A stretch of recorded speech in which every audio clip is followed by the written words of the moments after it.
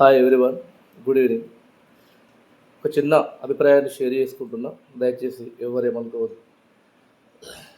ఈరోజు 5 స్టేట్స్లో వచ్చిన ఎలక్షన్స్ రిజల్ట్స్ని పరిశీలిస్తే పశ్చిమ బెంగాల్లో ఒక చిన్న సంఘటన 2024లో జరిగిన మెడికో ఏదైతే వైద్య విద్యార్థిని అత్యంత దారుణంగా అత్యాచారం చేసి ఆమె కాలేజీలోనే మెడికల్ కాలేజీలోనే ఆమెను చంపేయడం జరిగింది.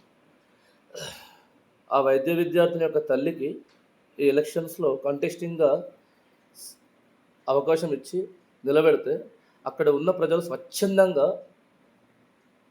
20,000 మెజార్టీతో ఆమెను గెలిపించారు, ₹1 తీసుకోకుండా. నిజంగా ఎంత అవేర్నెస్ ఉంది అక్కడ జనాలలో, ఎంత ఆలోచన ఉంది, ఎంత మార్పు వచ్చింది.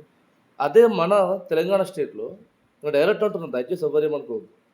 పాపం తెలంగాణ రావడం కోసం ప్రాణాలు అర్పించిన ఎల్బీ నగర్ నడి చౌరస్తల ప్రాణాలు అర్పించిన శ్రీకాంత్ వాళ్ళ మాతృమూర్తి శంకరమ్మ నిలబెడితే ఆమెను ఎలక్షన్స్లో ఓడగొట్టిన ఘనత మన రాష్ట్ర ప్రజలది. నిజంగా ఎంత గ్రేట్ కదా మన రాష్ట్ర ప్రజలు. ఓలికి వాళ్ళు సల్యూట్ చేసుకుని రోజు పొద్దుగాలు లేచి. గ్రేట్ మన రాష్ట్ర ప్రజలు. ఒక్కసారి ఆలోచించండి, తెలంగాణ కోసం నడి చౌరస్తలు అంటు పెట్టుకొని చచ్చిపోతే వాళ్ళ తల్లిని, శ్రీకాంచారి తల్లిని ఒడగొట్టిన జనాలం మనం. అక్కడ అత్యాచార బాధితుల తల్లిని గెలిపించిన జనాలు వాళ్ళు.